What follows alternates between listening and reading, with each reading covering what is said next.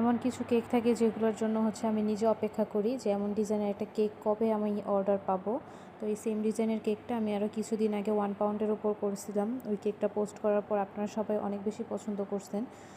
কিন্তু ওই কেকটা যেহেতু 1 পাউন্ডের ওপর ভিনটেজ কেক ছিল, আমার বানাইতে অনেক কষ্ট হয়েছে। মানে 1 পাউন্ডের ওপর হাইট কেক হলে একটু দেখা যায় দেখতে ছোট ছোট লাগে। তো আমি চিন্তা করছি এই সব ভিনটেজ টাইপের হাইট কেকগুলো এখন থেকে 1.5 পাউন্ডের নিচে আর অর্ডার নেওয়া হবে না, সর্বনিম্ন 1.5 পাউন্ড এবং তার উপর যে যতটুকু নিতে চায়।